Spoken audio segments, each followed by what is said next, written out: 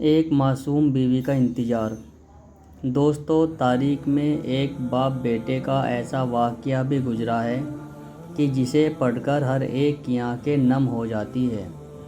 حضور صلی اللہ علیہ وسلم کی وفات کے 55 سال گزر چکے ہیں۔ صبح کا وقت تھا۔ فجر کی نماز میں ایک فروخ نام کا آدمی مسجد میں آتا ہے اور نماز ادا کر کے امام صاحب کی تقریر سننے بیٹھ جاتا ہے۔ امام صاحب کہہ رہے تھے کہ اے لوگو، ترکستان میں جہاد ہو رہا ہے، وہاں لوگوں کی ضرورت ہے، اسی لیے آپ لوگ اس جہاد میں شرکت کریں۔ حضرت فروخ نے جب یہ باتیں سنی کہ ترکستان کے جہاد میں لوگوں کی ضرورت ہے تو وہ اپنے گھر آئے۔ ان کی ابھی نئی شادی ہوئی تھی۔ انہوں نے اپنی بیوی سے کہا کہ میں اللہ کے راستے میں جہاد پر جانا چاہتا ہوں۔ بیوی نے کہا کہ آپ یہ کیسی باتیں کر رہے ہیں؟ میرے پیٹ میں آپ کا 2 مہینے کا بچہ ہے۔ اگر آپ مجھے اکیلا چھوڑ کر چلے جائیں گے تو میرا اور میرے بچے کا کیا بنے گا؟ فروخ نے کہا کہ اے اللہ کی بندی، تو اللہ پر بھروسہ رکھ، اور یہ میرے پاس 4000 دینار ہے، انہیں تو اپنے خرچے میں لانا اور میں 4 مہینے میں واپس آ جاؤں گا۔ بہت کہنے کے بعد بیوی نے کہا ٹھیک ہے، لیکن جلدی واپس آنا۔ اور پھر اسی دن فروخ نے اپنا جہاد کا سامان تیار کیا اور شام ہوتے ہوتے اپنا گھوڑا لے کر گھر سے نکلنے لگا۔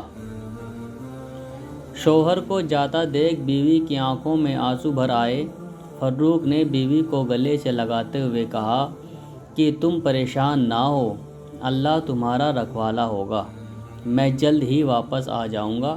اور ہاں، ایک بات کا خیال رکھنا، اگر میں واپس نہ آ سکوں اور اللہ کی راہ میں شہید ہو جاؤں تو تمہارے پیٹ میں جو بچہ ہے، اگر وہ لڑکا ہوا تو اسے بہت بڑا عالم بنانا اور دین کی تعلیم دینا، اور اگر لڑکی پیدا ہوئی تو اس کی اچھے سے تربیت کرنا اور پھر کسی شریف گھرانے میں اس کی شادی کر دینا۔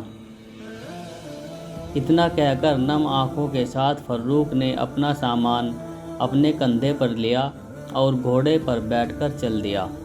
بیوی دروازے پر کھڑی اپنی محبت اپنے شوہر کو دیکھ رہی تھی۔ اس کے دل میں عجیب سا طوفان برپا تھا۔ کبھی خیال آتا تھا کہ میرے شوہر جو جا رہے ہیں، پتہ نہیں اب کبھی ان کو دیکھنا نصیب بھی ہوگا یا نہیں، اور کبھی خیال آتا کہ میری زندگی کا اب کیا بنے گا؟ اگر یہ واپس نہ آئے تو میرا اور میرے بچے کا کیا ہوگا؟ پتہ نہیں اب اس دنیا میں مجھے اپنے شوہر سے ملنا نصیب ہوگا یا پھر سیدھے جنت میں ہی ان سے ملاقات ہوگی۔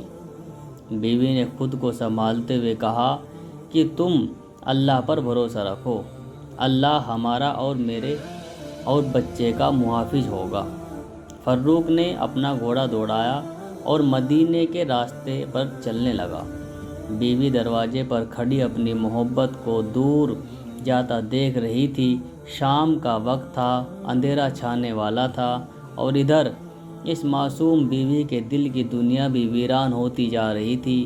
وہ بیچاری دروازے پر کھڑی مسلسل روئے جا رہی تھی اور اپنے شوہر کو دور جاتا دیکھ دل ہی دل اللہ سے فریاد کر رہی تھی کہ میرے مولا، میرے شوہر کی حفاظت فرمانا اور انہیں صحیح سلامت گھر واپس بھیج دینا۔ اچانک دور ایک گلی سے فروخ نے اپنا گھوڑا دوسری طرف موڑا اور وہ بیوی کی نظروں سے چھپ گئے۔ ادھر بیوی دروازے کے پاس ہی بیٹھ کر سسک کر رونے لگی۔ اسے کچھ سمجھ نہیں آ رہا تھا کہ اب اس اکیلے گھر میں کیا کرے۔ دن گزرتے گئے۔ ایک دن گزرا، ایک ہفتہ گزرا، ایک مہینہ گزرا، اور اسی طرح 4 مہینے گزر گئے۔ بیوی بھی بیچاری انتظار میں بیٹھی تھی کہ اب 4 مہینے گزر چکے ہیں۔ انہوں نے وعدہ کیا تھا کہ 4 مہینے بعد میں واپس آ جاؤں گا، اسی لیے اب کسی دن میرے شوہر ضرور واپس آ جائیں گے اور میری زندگی میں پھر سے خوشیاں بھر جائے گی۔ لیکن اسی طرح پورا سال گزر گیا۔ शौहर वापस नहीं आए और उनकी कोई खबर भी ना मिली। कई साल गुजर गए। वो बेचारी मासूम बीवी हर रोज़ हल्की सी आहट पाकर दरवाजे की तरफ भागती कि शायद मेरे शौहर वापस आ गए हैं, लेकिन दरवाजे पर पहुंचकर मालूम होता कि अभी तो जुदाइयाँ ही जुदाइयाँ हैं। बीवी इंतज़ार करती रही और मदीना में हर आने जाने वाले से पूछती कि तुम्हें मेरे शौहर फर्रुख के बारे में कुछ पता है, लेकिन सभी लोगों ने सिर्फ एक ही जवाब मिलता कि हमें फर्रुख की कोई खबर नहीं कि वो कहाँ है और किस हाल में है। इसी तरह 10 साल गुजर गए। अब तो उम्मीद भी टूट चुकी थी। बीवी ने भी समझ लिया था कि शायद मेरे प्यारे शौहर अल्लाह की राह में शहीद हो गए हैं। अब दुनिया में मुझे उनसे मिलना नसीब नहीं होगा, इसलिए जन्नत ही में उनसे मुलाकात होगी। फर्रुख के घर एक लड़के की पैदाइश हुई। उनकी बीवी ने उस लड़के की बहुत अच्छे से तरबियत की और उसे बहुत बड़ा आलिम बनाया। यहाँ तक कि इमाम मालिक जैसे लोग उस लड़के के शागिर्द बने। उसका नाम रबिया था। ज़माना गुजरता गया। शौहर को गए हुए 27 साल गुजर चुके थे। उनके वापस आने की कोई उम्मीद भी नहीं थी। लेकिन एक रात वो भी आती है कि वही फर्रुख तुर्किस्तान से अपने घर की तरफ वापस लौटते हैं। आज से 27 साल पहले जब ये फर्रुख जिहाद करने आए थे तो एक जवान लड़के थे, लेकिन अब जब वापस अपने घर जा रहे हैं तो बूढ़े होकर हड्डियों का ढांचा बन चुके हैं। फर्रुख को बीवी बच्चों की याद सता रही थी, इसीलिए अपना घोड़ा लिया और मदीने की तरफ चल दिए। हर कदम पर फर्रुख के दिल में एक ही ख्याल आता था कि पता नहीं मेरी बीवी जिंदा होगी या नहीं, पता नहीं मेरे जाने के बाद मेरे घर कोई बच्चा पैदा हुआ था या नहीं, पता नहीं अब मेरा घर मदीने में मौजूद होगा या फिर बीवी ने उसे बेचकर कहीं और रहना शुरू कर दिया होगा, क्योंकि 27 साल गुजर चुके थे। ये सारे सवालात हजरत फर्रुख के दिमाग में घूम रहे थे और रात के अंधेरे में उनका घोड़ा मदीने की तरफ दौड़ता जा रहा था।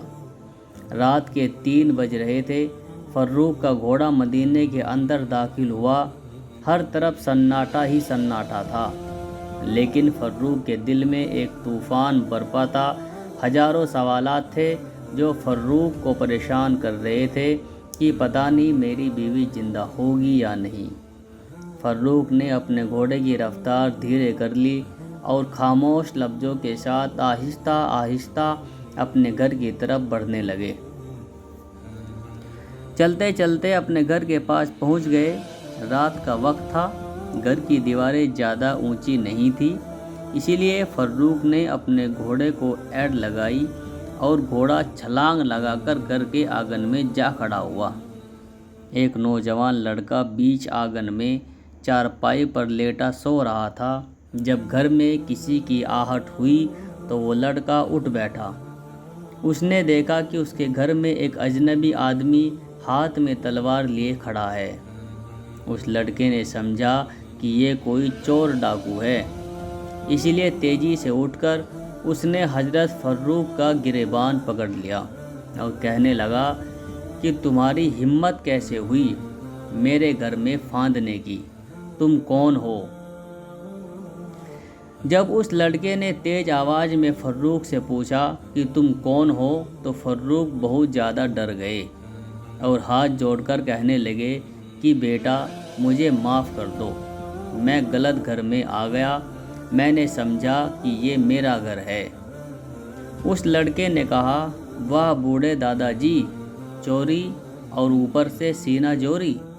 एक तरफ मेरे घर में बगैर इजाज़त फांद कर आ गए हो और ऊपर से कह रहे हो कि ये मेरा घर है।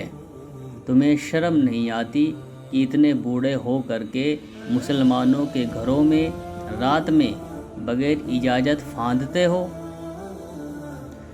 फर्रुख बहुत बूढ़े हो चुके थे और जिस्म पर झुर्रियाँ पड़ गई थी। اسی لیے اس نوجوان لڑکے کی گرجتی آواز سن کر وہ کانپنے لگے اور ہاتھ جوڑ کر کہنے لگے کہ بیٹا مجھے معاف کر دو، مجھ سے بہت بڑی غلطی ہو گئی، میں ابھی تمہارے گھر سے واپس جاتا ہوں، مجھے چھوڑ دو۔ لیکن اس لڑکے نے ان کا گریبان پکڑتے ہوئے کہا کہ ایسے کیسے واپس جاؤ گے؟ میں تمہیں حاکم کے پاس لے کر جاؤں گا اور سزا دلواؤں گا تاکہ دوبارہ تم کسی مسلمان کے گھر میں پھاندنے کی ہمت بھی نہ کر سکو۔ آواز سن کر ماں بھی اٹھ گئی۔ اس نے اپنے لڑکے سے کہا کہ ارے بیٹا انہیں چھوڑ دو، یہ بوڑھے آدمی ہیں، غلطی ہو گئی ہوگی، انہیں جانے دو۔ لیکن لڑکے نے کہا کہ نہیں ماں، میں ایسے ہی انہیں نہیں جانے دوں گا۔ شور سن کر محلے والے بھی جمع ہو گئے اور امام مالک رحمۃ اللہ بھی آ گئے۔ امام مالک رحمۃ اللہ کو دیکھ کر سارے لوگ پیچھے ہٹ گئے۔ امام مالک نے آگے بڑھ کر فروخ سے پوچھا کہ دادا جی آپ کون ہیں اور اس طرح رات میں کسی کے گھر میں کیسے گھس گئے؟ حضرت فروخ نے جواب دیا کہ بیٹا میں بوڑھا ہو چکا ہوں، میری نظر کمزور ہے، اسی لیے مجھ سے غلطی ہو گئی ہے، میں نے سمجھا کہ یہ میرا گھر ہے۔ امام مالک نے پوچھا کہ دادا جی آپ کا نام کیا ہے اور آپ کہاں کے رہنے والے ہو؟ مدینہ کے تو نہیں لگتے۔ فروخ نے کہا کہ بیٹا میں مدینے کا ہی رہنے والا ہوں اور آج سے 27 سال پہلے میں ترکستان جہاد پر چلا گیا تھا اور آج لوٹا ہوں، میرا نام فروخ بن عبد الرحمن ہے۔ گھر کے اندر سے فروخ کی بیوی یہ سب جھگڑے خاموشی سے سن رہی تھی، لیکن جیسے ہی ان بوڑھے دادا کی زبان سے سنا کہ میرا نام فروخ ہے تو گھر کی چھت سے کھڑکی کھول کر اپنے شوہر کو دیکھا۔ بیوی کو اپنے شوہر کے بوڑھے چہرے میں وہی جوان چہرہ نظر آنے لگا، ایسا لگ رہا تھا کہ زمانہ کروٹیں بدل کر پھر سے 27 سال پیچھے چلا گیا، اور وہی فروخ جو اپنی بیوی کو چھوڑ کر جہاد میں اللہ کے خاطر جا رہے تھے، وہ سارا منظر بیوی کے نظروں کے سامنے چھا گیا، اور بیوی نے چیختے ہوئے اپنے لڑکے ربیعہ سے کہا کہ اے ربیعہ اس آدمی کا گریبان چھوڑو۔ حضرت ربیعہ نے گھبرا کر اپنی ماں کی طرف دیکھا تو ماں نے کہا بیٹا تجھے پتہ ہے کہ یہ کون ہے؟ حضرت ربیعہ نے کہا کہ ماں مجھے تو نہیں پتہ یہ بوڑھے دادا کون ہے۔ ماں نے کہا بیٹا یہ تیرا باپ ہے جس کے بارے میں تو ہر رات مجھ سے پوچھا کرتا تھا کہ اماں جان میرے ابا کہاں ہیں اور کب آئیں گے۔ یہ سن کر حضرت ربیعہ اپنے باپ کے پیروں میں گر پڑے اور باپ کو پکڑ کر رونے لگے۔ فروخ نے اپنے بیٹے کو گلے سے لگا لیا اور پھر باپ بیٹے ایک دوسرے سے مل کر بہت روئے۔ ماں نے دروازہ کھولا اور فروخ اپنے بیٹے کے ساتھ گھر کے اندر گئے۔ صبح کے 4 بج چکے تھے، 1 گھنٹہ باتوں میں گزر گیا اور فجر کی اذان ہونے لگی۔ فروخ نے اپنی بیوی سے پوچھا کہ جہاد پر جاتے ہوئے میں نے تمہیں 4000 دینار دیے تھے، تم نے ان کا کیا بنایا؟ بیوی نے کہا کہ وہ 4000 دینار محفوظ رکھے ہیں، آپ پہلے مسجد نبوی میں جا کر فجر کی نماز پڑھ آئے۔ حضرت ربیعہ پہلے ہی مسجد جا چکے تھے۔ فروخ تھوڑا دیر سے مسجد میں پہنچے تو ایک بہت بڑا مجمع پہلے سے مسجد نبوی میں موجود تھا۔ فروخ نے پیچھے کھڑے ہو کر جماعت کے ساتھ فجر کی نماز پڑھی اور پھر نماز کے بعد کیا دیکھتے ہیں کہ امام صاحب اپنی جگہ پر گھوم کر بیٹھ گئے ہیں اور بڑے بڑے علماء اکرام کی امام مالک جیسے لوگ ان امام صاحب کو گھیر کر بیٹھ گئے اور پھر امام صاحب لوگوں کو حدیث کا درس دینے لگے۔ فروخ کی آنکھوں کی روشنی کمزور ہو گئی تھی، اسی لیے وہ امام صاحب کو پہچان نہیں پائے اور پیچھے ہی بیٹھ کر سارے لوگوں کے ساتھ حدیث کا درس سننے لگے۔